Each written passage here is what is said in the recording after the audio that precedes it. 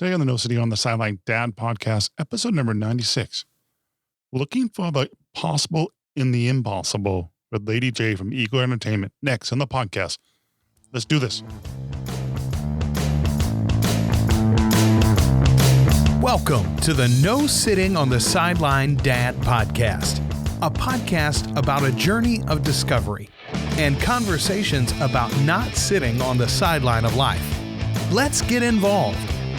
Here's host Joe Foley. Hey, welcome to the podcast. Hey, my name is Joe Foley, and I really want to say thank you. Thank you for being here.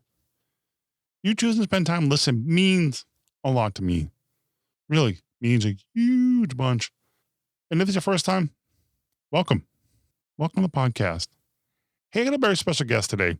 A really inspirational story about a person overcoming their past and help other people and be successful, being a parent, being a businesswoman, it's incredible, inspirational story. Next up on the podcast, Ladyj, the mother, author, mentor, motivational speaker, business coach, serial entrepreneur, community leader, someone who overcame the impossible to make it possible.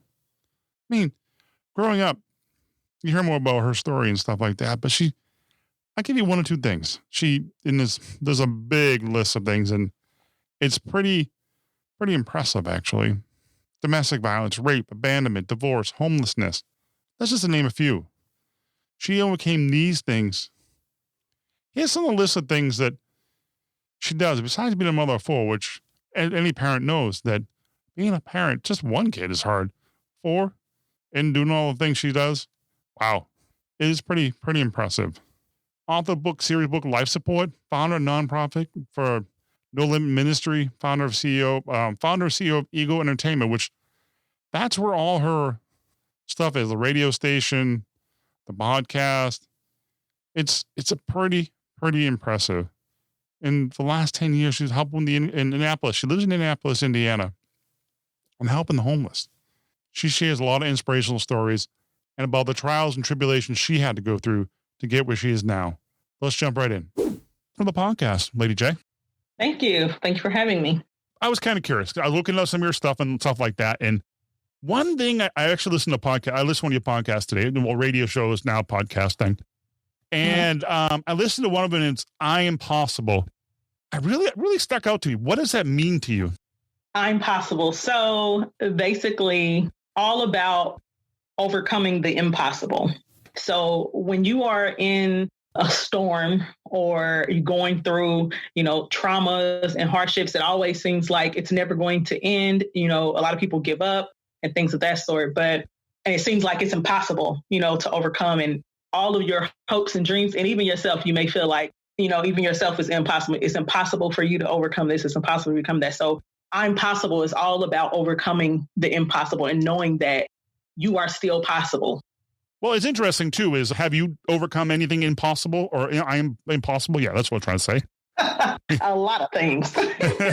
So just to summarize, I've overcome, childhood sexual abuse, being kidnapped and raped, being addicted to narcotics, prescription drugs, homelessness, suicidal attempts as a teenager, even homelessness as an adult, domestic violence. I'm currently recovering from a brain aneurysm. I've overcome a lot of things that were impossible. Yeah, you got a good sized list of things that you overcome. What are some of the things you learned from all this experience? Ooh, let's see. One, what I have learned is you cannot get over or overcome those things without help. So when you endure a lot of trauma and abandonment and things of that sort as a child, you develop, or a lot of people develop, I know I did, a sense of pride, meaning that you don't want to ask anybody for anything because you were always made to feel like you were a burden. I can do this on my own.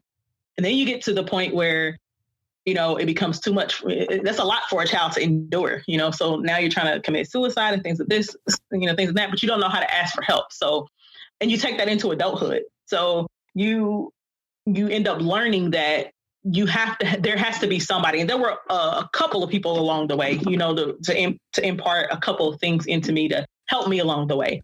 So you're going to need help to overcome. Also, I learned that there's a difference between coping and overcoming.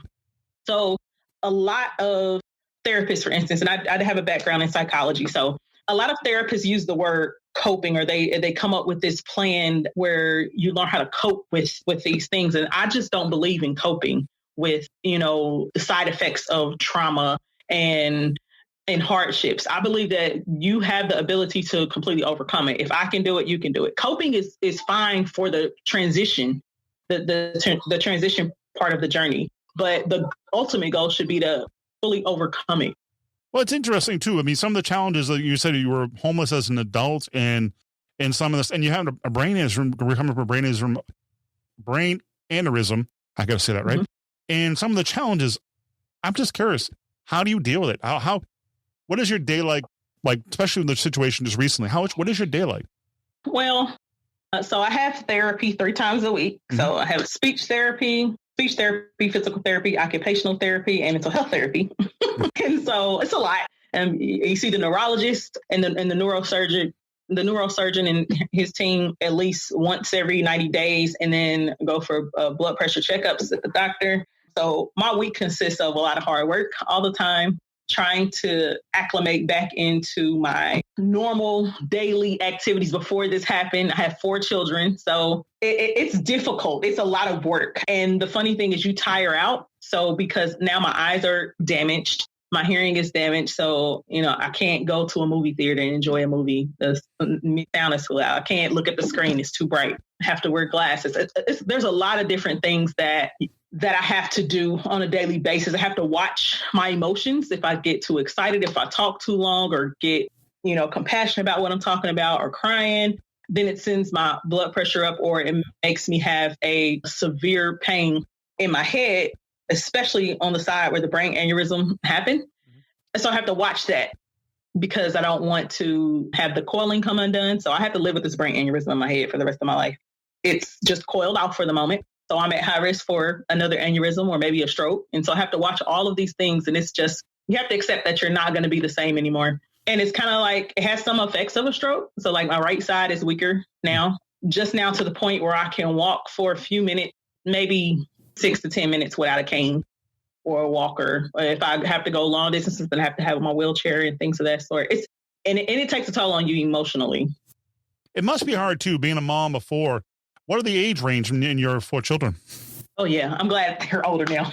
16, 15, 12, and 10. Well, I mean, they must see you and then see you in the situation you have. And it must get frustrating for you them to see you the way you are.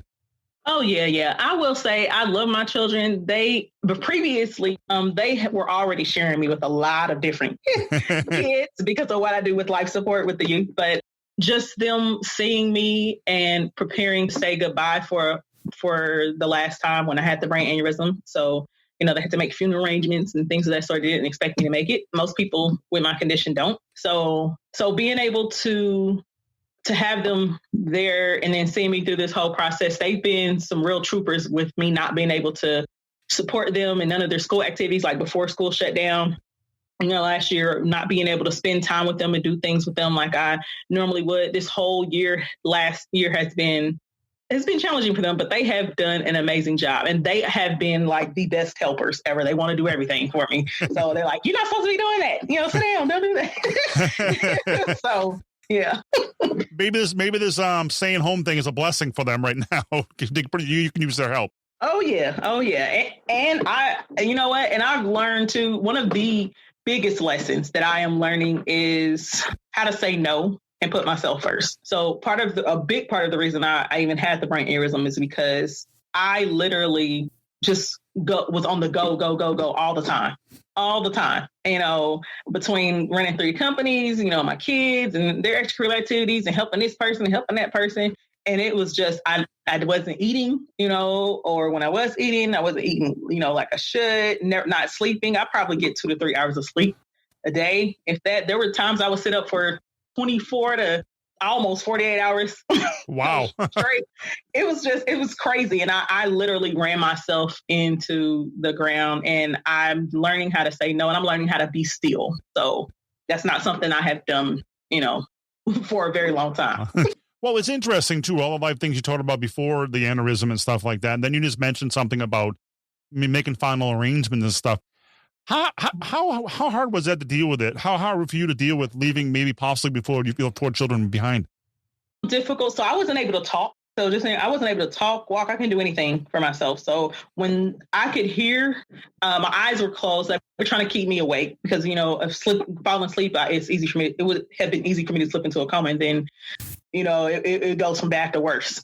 So I could hear my significant other and my godmother. They're my power of attorneys, and they were the ones that made the decision to go ahead with the brain surgery and all of that. And they had to fill out this paperwork for, funeral and burial arrangements to say what they wanted done and where it was supposed to take place. My thing was, when I was in the hospital room in the ER before they admitted me, if I remember correctly, when I had my eyes closed, I could hear what they were saying, but I couldn't speak. And so when they told me, when the doctor came in and said, I'm so sorry, Miss Murrow, you just suffered a ruptured brain aneurysm. And I could hear people asking, so is she going to survive? And they're like, we can't guarantee that. There's a high probable chance that she won't, and there's a chance that she might, but these are the steps that we can take. And I just started crying. I was already in so much pain. And then tears just started, running down. So like, I'm not, and in my mind, I'm thinking I'm not going to be able to see my kids. I'm not going to be able to say bye to them. Yeah. So that's what that was like. Wow. But it's also too, is interesting. And I'm also like all the other things you do. I mean, before the aneurysm, it sounds like you're a very busy person. I was looking at some of the stuff you've done, like the bounce back, you were helping out. What was that about, bounce back? Okay, so the bounce back coaching is basically the life coaching. So teaching people how to bounce back from trauma. That's part of the life support sessions that I do with youth and families. So I've ran into so many young people who've been sexually abused, who, grew up in households where, with drug addicted parents, or didn't grow up with their parents, they're wards of the state, or just so many different things. And so teaching them how to take ownership of their lives, and understanding that while your parents are, a big part of who you are, they don't get to determine what road you take or what your purpose will be in life. That's all up to you. And so you can either choose to have these things make you or break you. And so because I didn't have anyone to teach me, or I didn't get therapy or any of those things, coming up through as a child, I wanted to be for them what I didn't have. So that's where the bounce back, that's where I got that from. Everybody always says I'm the bounce back queen. It's like, my God, Ladyj, you always bounce back from everything, so, but little do they know, this is the most challenging thing that I'm facing right now, that I'm just like, oh my God, I don't feel like I'm going to bounce. I don't feel like I'm going to bounce back, because I'm just not the same. And there's so many challenges with this. So I'm just like, so that's where that bounce back comes in, at teaching other people how to bounce back after, they've been at their lowest point. Well, one thing I was interested too is the life support. There was a book series. That's how it started up on Life Support LLC. I was kind of curious about that. What was the book series about? It's my life story, actually. Of course, I couldn't tell it all, because it'd probably be as thick as the Bible.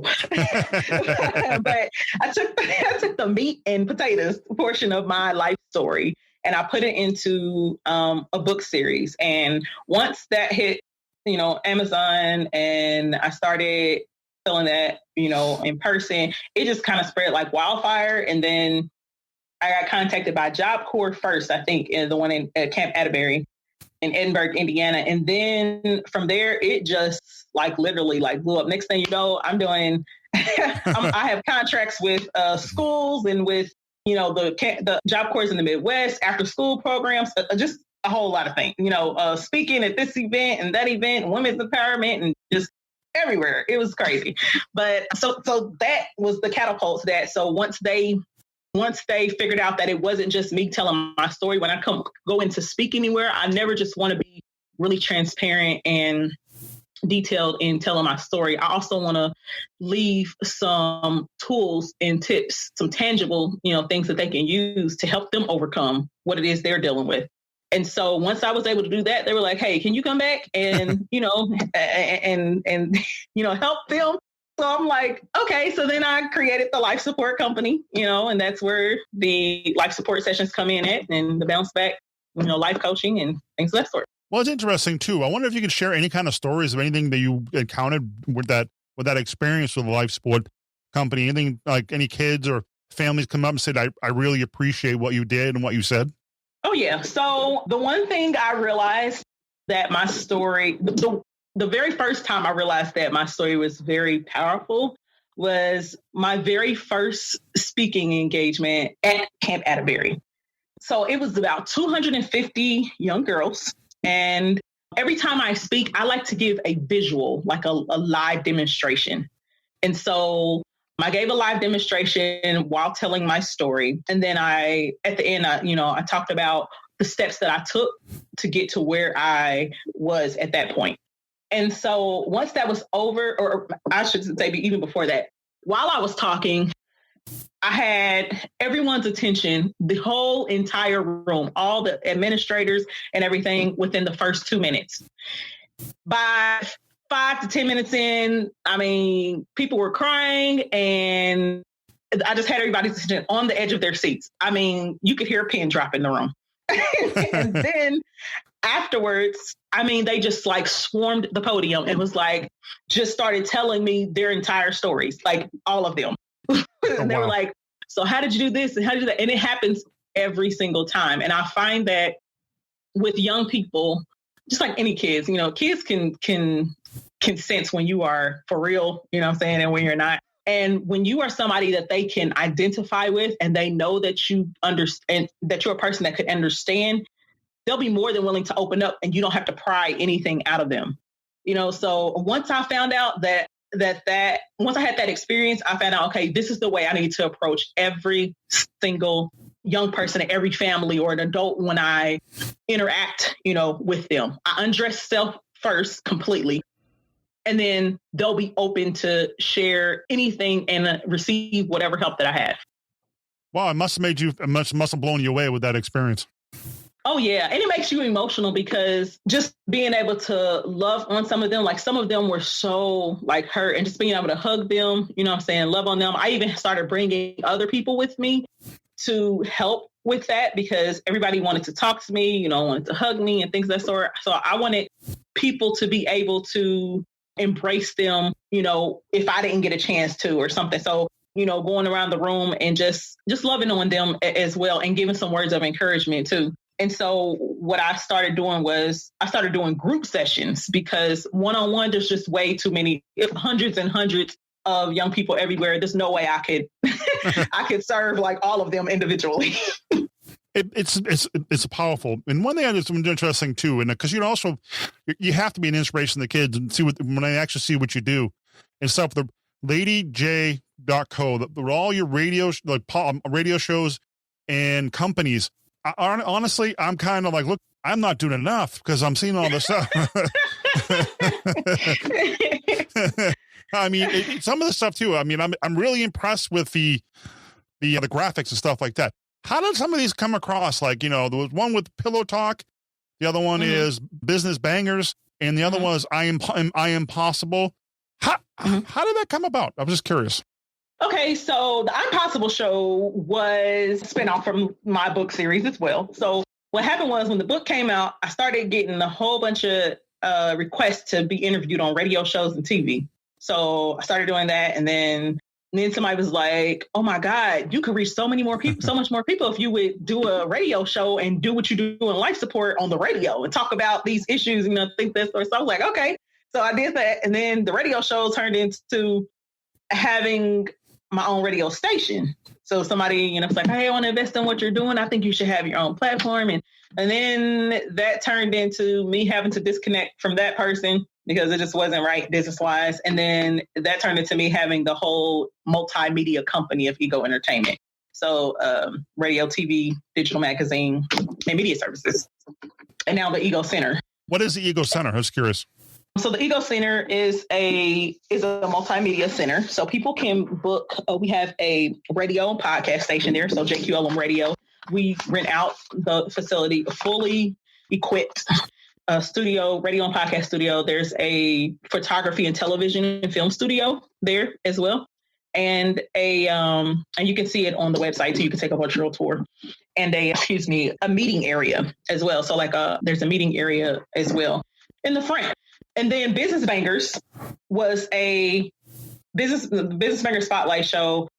I did that because I had so many people coming to me asking me, hey, Ladyj, I know that you are a guru in business. So I do have a degree in business management, and business development is something I've done for probably 15 plus years, 12 plus years, in the corporate world before I even started my own business. And so I added that as a part of life support. So because I started having young people and adults that wanted to start their own business or, wanted to do what I did, so teaching them that. And then it turned into a business help shop, teaching people how to start, grow, or fix their business. And then I started promoting businesses on like major networks, BET, Bravo, any major television network you can think of, through Comcast and AT&T Uverse. And then I was like, okay, let me just do a show where I can highlight business owners from all over, the world. And so that's how that show came about.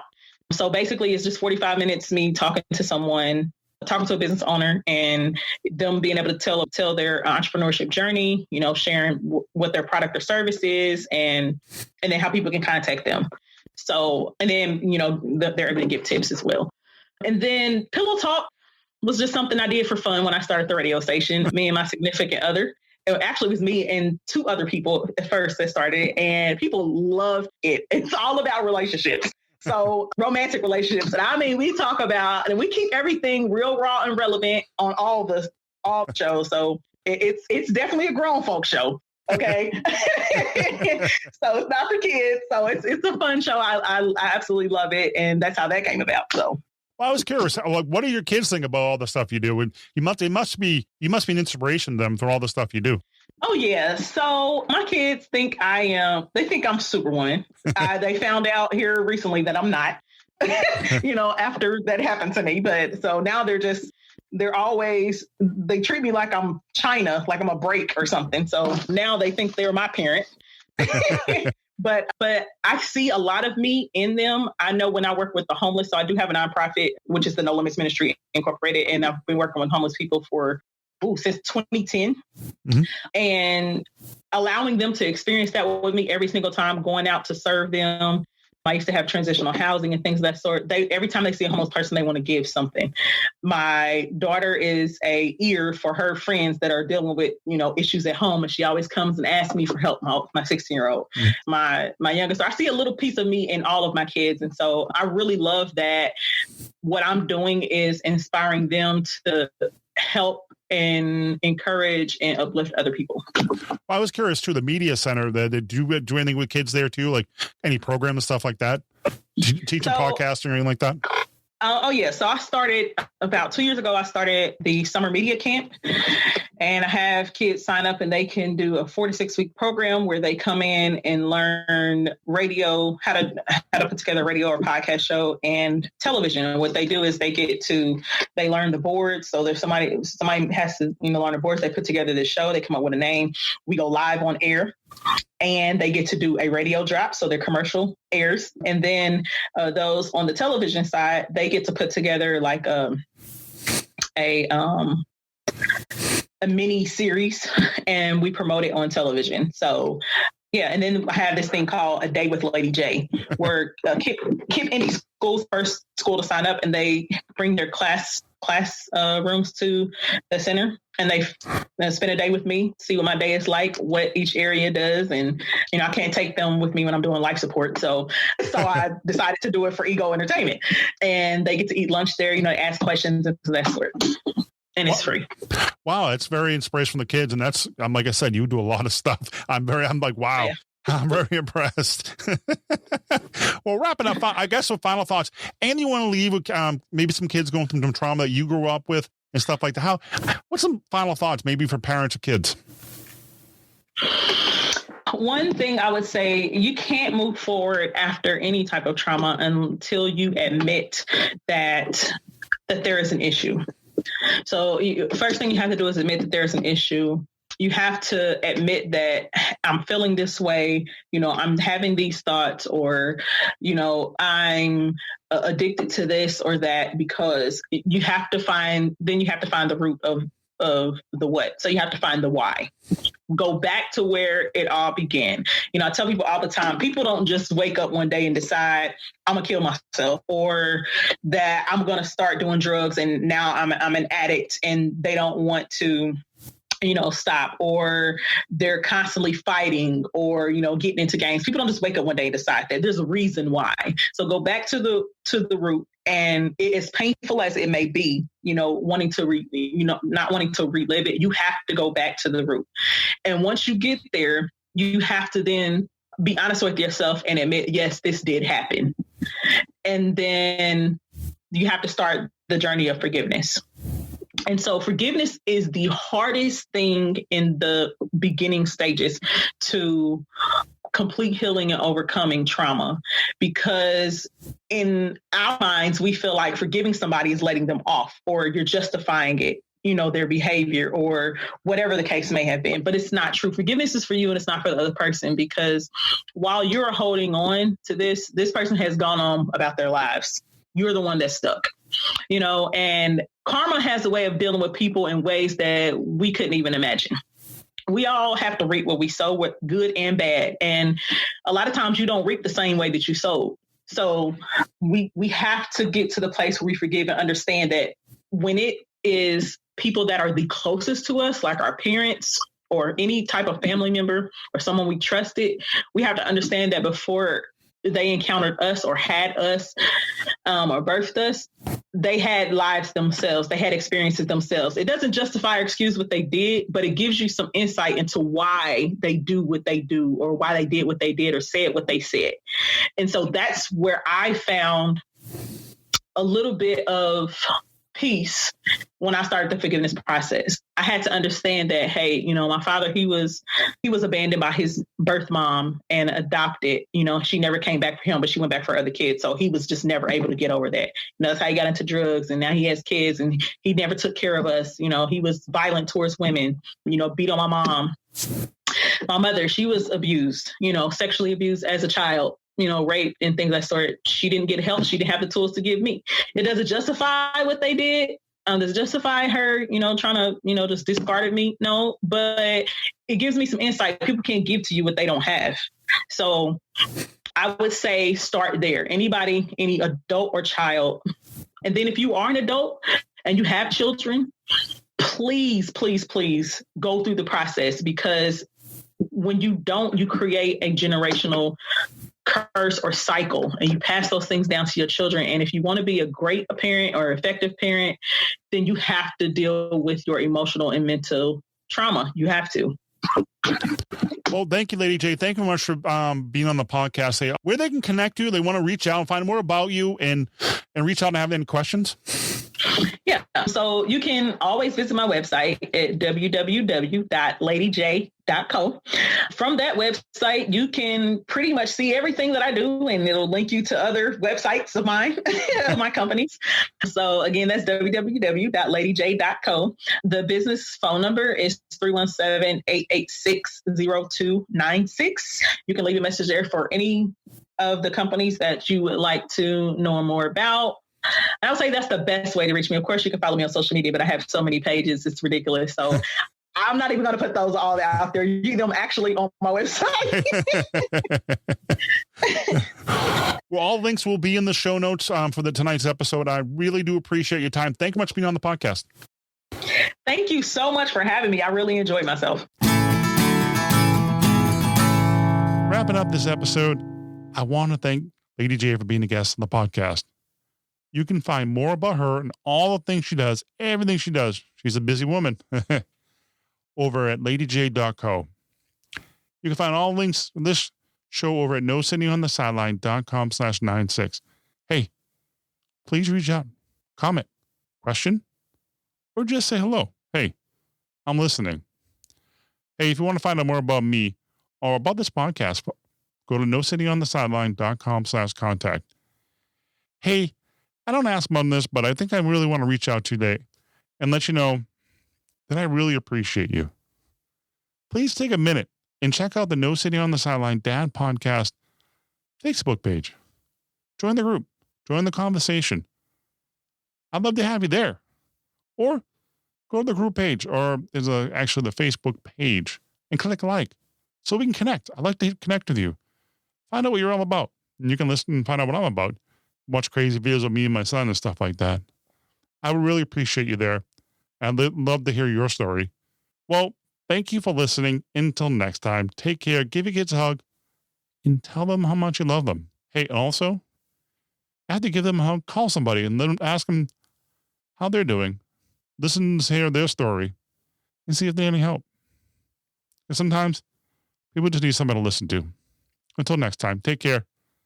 God bless. See ya.